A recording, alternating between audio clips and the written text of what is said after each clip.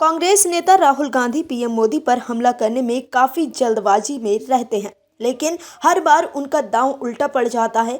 दर्शकों, अडानी ग्रुप पर देश के भीतर राजनीतिक घमासान मचा हुआ है। बीजेपी से लेकर कांग्रेस शासित राज्यों तक में अडानी के प्रोजेक्ट चलते हैं। अडानी ने कांग्रेस के जमाने में भी काफी मुनाफा कमाया है और अब भी कांग्रेस शासित राज्य में अडानी के प्रोजेक्ट चल रहे हैं। एक तरफ तो राहुल गांधी अडानी पर सवाल उठाते हैं, अडानी पर निशाना साधते हैं, लेकिन दूसरी तरफ राज्य में जब कांग्रेस की सरकार बनती है तब अडानी के साथ कांग्रेस की राज्य सरकार हाथ मिला लेती है। लेकिन कांग्रेस और राहुल गांधी उस पर पूरी तरह से चुप्पी साधे रहते हैं। लेकिन वो अडानी के नाम पर लगातार देश के पीएम पर हमला करते हैं और अडानी ग्रुप से मिले होने का आरोप लगाते हैं। कांग्रेस शासित राज्यों में भी अडानी प्रोजेक्ट लगाकर माल पीट रहे हैं, लेकिन कांग्रेस के चश्मा पर तो सिर्फ पीएम नाम का ही रंग चढ़ा हुआ है। लेकिन इस बार राहुल गांधी अडानी के मामले में चले तो थे बीजेपी को घेरने, लेकिन खुद ही घिर गए हैं। आखिर कैसे अडानी के मामले में कांग्रेस हो गई है एक्सपोज, बताते हैं आपको इस रिपोर्ट में। दरअसल अडानी ग्रुप पर यूएस में जांच पर अब देश में जमकर राजनीति हो गई है। कांग्रेस नेता राहुल गांधी इस मुद्दे पर अडानी की गिरफ्तारी की मांग कर रहे हैं और बीजेपी पर उन्हें बचाने का आरोप लगा रहे हैं। वहीं बीजेपी की तरफ से राहुल गांधी और कांग्रेस की तरफ से लगाए जा रहे आरोपों पर जवाब देते हुए कहा जा रहा है कि अडानी समूह सिर्फ बीजेपी शासित राज्यों में काम नहीं करता, बल्कि जिन राज्यों में विपक्ष की सरकार है वहां पर भी उसको काम दिया जा रहा है।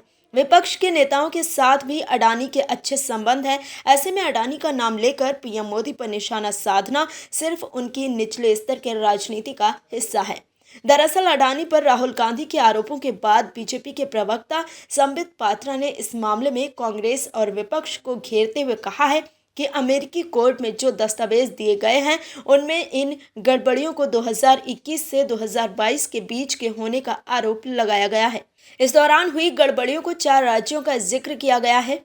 इन राज्यों में छत्तीसगढ़, आंध्र प्रदेश, तमिलनाडु और ओडिशा शामिल हैं। संबित पात्रा ने कहा है कि बताए गए दौर में इन चारों राज्यों में न तो भाजपा की सरकार थी और न ही इन राज्यों में भाजपा समर्थित सरकार थी। चारों राज्यों में कांग्रेस और अन्य विपक्षी दलों की सरकारें थी। वहीं अडानी समूह पर लगे आरोपों पर बीजेपी महासचिव दुष्यंत गौतम ने पलटवार करते हुए कहा कि ये लोग सिर्फ पीएम नरेंद्र मोदी के ऊपर आरोप लगाने और कीचड़ उछालने का काम कर सकते हैं, जबकि इन्हीं की सरकार के प्रधानमंत्री राजीव गांधी ने कहा था कि उनकी सरकार में कितना भ्रष्टाचार होता था कि 1 रुपए में से 15 पैसे ही गरीबों को मिल पाते थे।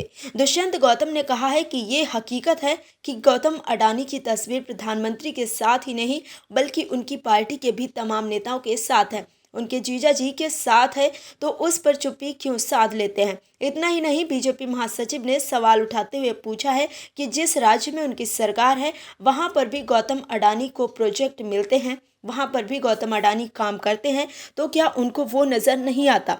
लेकिन क्योंकि सिर्फ मोदी के नाम पर राजनीति करनी है, इसी वजह से प्रधानमंत्री पर और उद्योगपतियों पर बेबुनियाद आरोप लगाते हैं। तो देखा आपने कैसे अडानी पर कांग्रेस बिखर गई है। राहुल गांधी ने अडानी पर बीजेपी और पीएम मोदी पर हमला तो बोला है, लेकिन उन्हें ये बताना चाहिए कि जिन 4 राज्यों में हुए गड़बड़ियों का जिक्र है उसमें उस दौरान कांग्रेस की भी सरकार थी।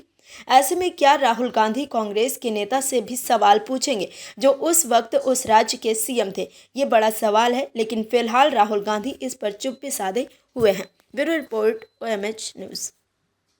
और भी वीडियोस देखने के लिए चैनल को सब्सक्राइब करें और बेल आइकन को दबाएं।